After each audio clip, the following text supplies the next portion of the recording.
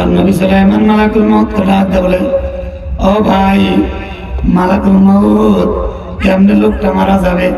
আর তার বাড়িতে এখানে নয়, বহু দূরে সে ওখানে গিয়ে কেমনে মারা যাবে? বলে সময় মতোই তার মৃত্যু হবে। তার বাড়িতে সব ব্যবস্থা করে রেখেছে কে? জোরে বলি, আরো জোরে বলি, কে? কিছুক্ষণ পর লোকটা ডাকতে বলে, আল্লাহর নবী সুলাইমান, আমার পেটের মধ্যে বড় ব্যথা, আমার আর ভালো লাগে না, মনে হয় যদি বাড়িতে যাইতাম তাহলে আমি সুস্থ হয়ে যাইতাম।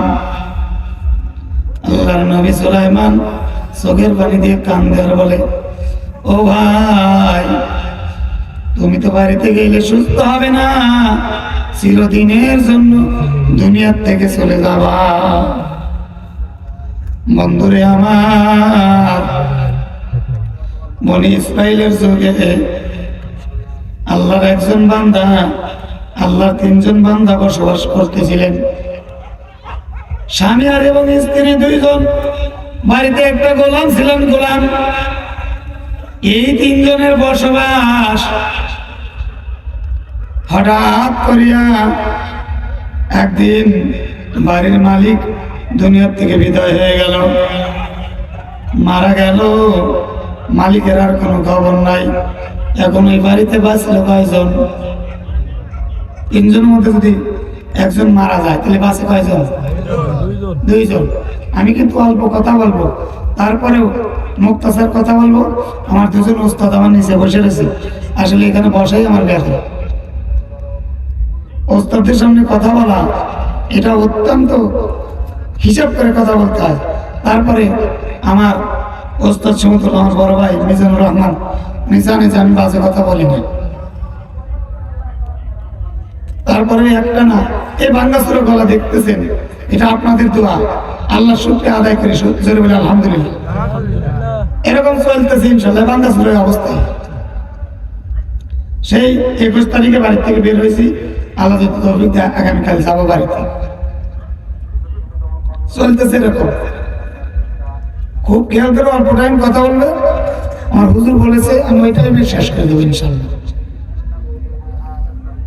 তিনজনের মধ্যে যদি একজন মারা যায় বাসে কয়জন? কয়জন? দুইজন। আল্লাহর বান্দারা, মালিক যখন মারা গেলেন ঠিক 3 থেকে 4 মাস পর ওই যে মালকিন আর বাড়ির গোলাম দুজন বেঁচে আছেন। হঠাৎ করে মালকিনটার প্রসব বেদনা শুরু হয়ে গেল। এই জায়গায় আর কেউ বসবাস করে না, আশেপাশে কোনো বাড়িঘর নাই। মালকিন ডাকতে বলে, বেটা, এই বাড়িতে তো আমি আর তুমি ছাড়া কেউ নাই। তোমার চাচা তো মারা গেছে কয়েক মাস হলো, এখন আমি আর তুমি তো এই বাড়িতে। এ বেটা, আমার যে অবস্থা, আমার তো সন্তান পোষা হয়ে যাবে, তুমি একটু আগুনের ব্যবস্থা করো, প্রচন্ড শীত। আল্লাহর বান্দারা, ছোট্ট শিশু বাচ্চাটা কোন জায়গায় যাবে, কি করবে বোঝে না। এই বলতে বলতে ঘরের বাইরে থেকে ওই মা জননী, কেউ যেখানে না থাকে সেখানে কে থাকে? একবার বলেন তো, কে থাকে? আরো জোরে বলি, কে থাকে? যার কেউ নাই, তার একমাত্র আল্লাহ আছে। ওই যে বাদশা সাদ্দাতকে যখন জন্ম দিল, ওই সময় দুইজন বদমাইশ ওই অবস্থায় বাদশা সাদ্দাতের মাকে নদীর মধ্যে এরকম যমুনা নদীর মধ্যে, এরকম মহাসাগরের মধ্যে পেটের সন্তান এখনই প্রপুষ্ট হবে। এই সময় যখন দুইজন বদমাইশ ওই নৌকার মধ্যে তার ইজ্জত দর্শন করতে চাইল, এমন সময় ইমান লাগে ডাক দিল, আল্লাহ যে কোনো সময় আমার সন্তান ভূমিষ্ঠ হবে, এই সময় আমার ইজ্জতটা তুমি নষ্ট করে দিও না। আল্লাহ পাক বলে তাওয়াক্কুল করেছে আমি আল্লাহর উপর, আমি ওর হেফাজতের দায়িত্ব নিলাম। এমন জোরে ঝড় উঠে আসলো, নৌকাটা বেটে চৌচির হয়ে গেল। ওই যে দুইজন দস্যু নদীতে ডুবে মারা গেল। একটা তক্তার পার বাদশা সাদ্দাতের মা বাদশাকে ভূমিষ্ঠ করলো। জোরে বলি সুবহানাল্লাহ। ওই সময় আল্লাহ তাআলা মালাকুল মউতকে ডাকতে বলে, মালাকুল মউত তুমি কই? আজরাইল যাও যাও, ওই যে বাদশা সাদ্দাতের মাকে তুমি ধরে নিয়ে আসো, তার মৃত্যুর সময় হয়ে গেছে। এই সময় মালাকুল মউত আজরাইল আলাইহিস সালাম কান্না করেছিলেন, আল্লাহ এই সময় যদি তাকে নিয়ে আসেন তাহলে সন্তানের কি হবে? এই সন্তানের কি হবে? আমি ওইদিকে যাব না। আল্লাহর বান্দারা, যে অবস্থায় আপনার মৃত্যু হবে, যেখানেই মৃত্যু হবে ওখানেই আপনাকে যেতে হবে। এ বন্ধু, এইবার এই সন্তানটা ছোট্ট মানুষের কান্নার আওয়াজ পেয়ে গেলেন। বাইরে থেকে বলে, মালকিন আমার কি ভাই হলো নাকি বোন হলো? বলে, বেটা তুই এখনো আগুনের লেগে যাস নাই। বলে, আমি আগুনের জন্য যাব? আপনার এই অবস্থা থেকে আমি কেমনে যাই? আমি আমার মাকে চিনি না, বাবাকে চিনি না, আপনারাই তো আমার মা বাবা। বলে, বেটা তাড়াতাড়ি আগুন নিয়ে আয়, দেরি করিস না। বলে, তোর একটা বোন হয়েছে, কেউ নাই যার, আর কে আছে? কথা না বললে কথা বন্ধ। কেউ নাই যার, তার কে আছে? খারাপ লাগতেছে আপনাদের? এ বন্ধু আমার, এইবার মালকিন ডাকতে বলে, তোমার একটা ভাই হয়েছে, তোমার একটা বোন হয়েছে। এইবার ছেলেটা একটু মনের মধ্যে ফুর্তি নিয়ে দৌড়ায় চলে গেলেন আগুন আনার জন্য। কারণ আপনাদের এই নাটোরেই তো বাড়িঘর ফাঁকা ফাঁকা, আমাদের শাহজাদপুর এত ঘনবসতি হওয়ার কারণ হলো নদী, শহ বিঘা নদী ভেঙে গেছে। সব মানুষগুলো ভেঙে ভেঙে এখন কষ্টের মধ্যে আছে। বন্ধুরা আমার, এইবার ছোট্ট বালকটা দৌড়ে রাত্রে অন্ধকারে আগুনের জন্য যায়। এত বিশাল দেহের একজন লোক, যার মাথাটা আসমানে জমিনের পা। ছেলেটা দেখে দৌড়ে দিকে দেখে একটা পা, কিন্তু তার মাথা দেখা যায় না। হঠাৎ করে থমকে দাঁড়ায় গেল, কি ব্যাপার? এত বড় লোক তো আমার জীবনে দেখি নাই। ছেলেটা যখন দৌড়াইতেছিল, ওই এত বিশাল বড় লোকটা ডাক ধরে, বেটা কই যাও? বলে, আপনি আমার রাস্তা ছেড়ে দেন, আমার মালকিনের এইমাত্র সন্তান প্রসব হইল, তার আগুনের প্রয়োজন, তাড়াতাড়ি আগুন আনতে যাব। আমাদের মতো তো এখন গ্যাস সাইটার ম্যাচ নাই, সেই সময় পাথরে পাথরে ঘর দিয়ে আগুন জ্বলাইতে হইতো। আল্লাহর বান্দারা, এইবার এই ছোট্ট বালকটা যখন যাইতে চায়, যাইতে দেয় না। বালক ছোট হলে কি হবে, এমন জোরে ধমক দিয়েছে যেমন বিন্দি মরে যে জাল কন্যা বেশি। এইবার এই বিশাল আকৃতির লোকটা ডাক ধরবে, একটা যে মালকিনের জন্য তুমি আগুন আনতে যাও, আর কি সন্তান হয়েছে, ছেলে না মেয়ে? বলে, মেয়ে সন্তান হইল এই মাত্র। বলে, তুমি দৌড়েও না, ওই মেয়ে সম্পর্কে আমি 4টা বিষয় জানি। জোরে বলা যাবে নাকি? হয় নাই? সুবহানাল্লাহ। একটু লা ইলাহা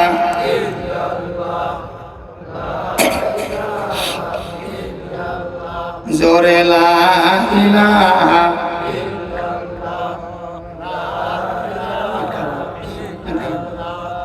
হয় না লা ইলাহা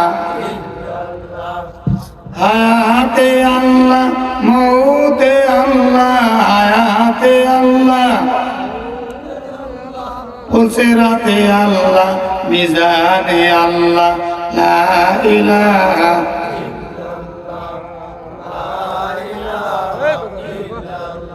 জোরে লা ইলাহা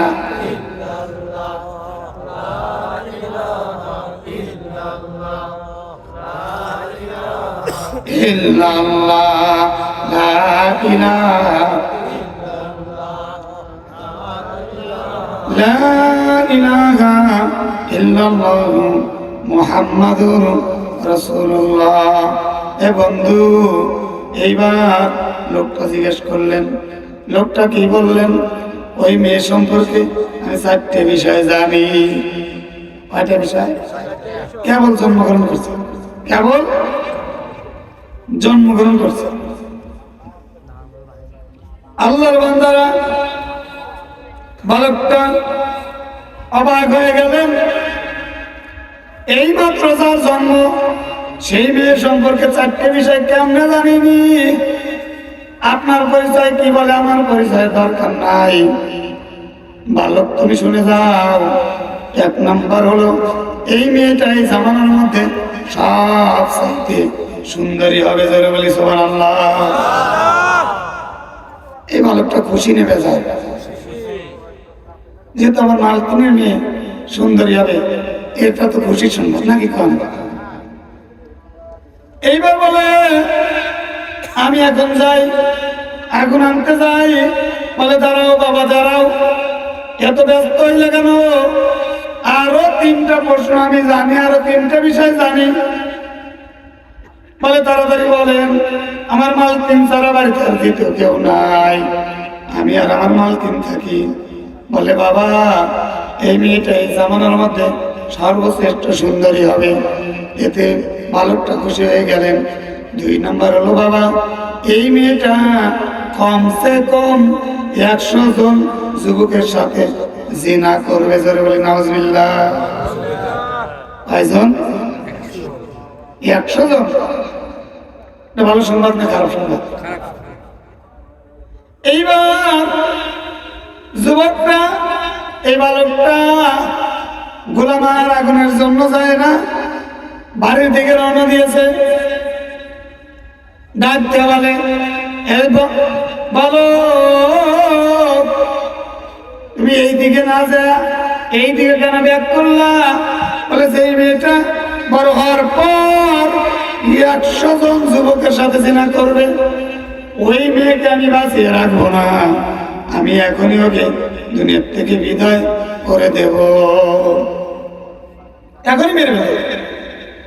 যেহেতু 100 জন যুবকের সাথে জিনা করবে, তাকে তার বাঁচিয়ে রাখা যায় না। এইবার ওই যে বিশাল আকৃতির লোকটা দরবেশ বাবা ডাকতে বলে, এত তাড়াতাড়ি করো কেন? এই মেয়েটার আরো 2টা জিনিস আমি জানি। 3 নাম্বার হলো, এই বাড়ির গোলাম, বর্তমান গোলামের সাথে আবার এই মেয়েটার বিবাহ হবে। এবার বিপদে পড়ছে, যুবক মনে হয় আরো বেশি খুশি। এবার আরো মাথা গরম যে এ হাতে 100 জনের হাতে জিনা করবো, তারপরে বর্তমান গোলাম মানে আমি, আমার সাথে আবার বিবাহ। এটা তো কখনো মেনে নেওয়া যায় না। এবার আরো ধরে দৌড়। এইবার মুরব্বী ডাকতে হলে, বাবা, আর একটা বিষয় শুনে না, তুমি যত জোরেই দৌড়াও, ওই মেয়েটার মরণ হবে একটা মাকড়সার কারণে। তুমি যতই চেষ্টা করো তাকে মারতে পারবে না, তার মরণ হবে একটা মাকড়সার মাধ্যমে। কথা কি কিছু বুঝলেন? আপনারা কথা শুনবেন কিভাবে মইল। আল্লাহর বান্দারা, আমি অল্প টাইমের মধ্যে শেষ করে দেব। এ বন্ধু, এইবার যখন বলা শেষ, ছেলেটা আর কোনো দিকে তাকায় নাই, দৌড়ে বাড়িতে চলে গেলেন। আগুন আনতে আর যায় নাই। হঠাৎ করে বাড়ির মধ্যে ঢুকে দেখে ওই যে ছোট্ট মেয়েটা একা একা শোয়া, মা জননী কোথায় যেন বাইরে গেছে। এইবার চিন্তা করলেন, তোকে তো আর বাঁচিয়ে রাখবো না, কারণ তুই কেমন অন্যায় করবি, তারপরে আবার আমার সাথে বিবাহ বসবে। না না, তা হতে পারে না। এই বলে একটা ছুরি নিয়ে বাড়ির গোলাম এই মেয়েটার, ছোট্ট মেয়েটার পেট বরাবর ছুরিটা দিয়ে পেট ফেরে বড়িগুলো যখন বার করছে, সঙ্গে সঙ্গে মা জননী ঘরের মধ্যে ঢুকবে, আওয়াজ পেয়ে গোলাম এমন ধরে একটা দৌড় মারছে। চিন্তা করছে, মেয়ে তো মারা গেছে, আমি মেরেছি, এটা যদি জানে তাহলে আমাকে ফাঁসি দিবে। অথবা আমি আর দেশেই থাকবো না, এখান থেকে বহু দূরে চলে যাব। আল্লাহর বান্দা চিন্তা করলেন, আমি তো মেরেই ফেলে দিলাম, এবার তো আমার আর উপায় নেই, আমাকে তো শেষ করে দিবে। অতএব আমি আর এ দেশেই থাকবো না, এ দেশ থেকে অনেক দূরে চলে যাব, যাতে আমাকে আর ধরতে না পারে। আল্লাহর বান্দারা এইবার কি করলেন, গোলামটা ওখান থেকে পালায় গেলেন। 1 গ্রাম 2 গ্রাম 3 গ্রাম এরকম আস্তে আস্তে আস্তে বহু দূরে চলে গেলেন। যাওয়ার পর আর এক জায়গায় বড় বাড়ি থেকে গোলাম কি করলেন, ওই বাড়িতে চাকর হিসেবে চাকরি নিলেন। বললেন, আমার দুনিয়াতে কেউ নাই, আমি একা, আমার মা নাই, বাবা নাই, আমাকে যদি আপনার বাড়িতে রাখেন তাহলে আমি আপনার বাড়িতে থাকবো। বললো, বাবা তুমি ছোট্ট মানুষ, আমার বাড়িতে তো কেউ নাই, তুমি আমার বাড়িতে থাকো, আমার অর্থ সম্পদের মালিক একসময় তোমাকে আমি বানাই। জোরে বলে সুবহানাল্লাহ। কারণ আমার তো দুনিয়াতে কেউ নাই, তুমি ছাড়া আমার দুনিয়াতে কেউ নাই, অতএব তুমি আমার এখানে থাকো। যার মা নাই, যার বাবা নাই, সেই বোঝে মা বাবার কি কদর। আমরা এখানে যারা আসছি অনেকেরই মা নাই, বাবা নাই, আছে না? কার কার মা নাই দেখি, হাত তোলেন তো। মা নাই, বাবা নাই, কার কার? আরে সবারই মা বাবা চলে গেছে। আজকে 4 দিন 5 দিন হয়ে গেল বাড়ি থেকে বের হয়েছি,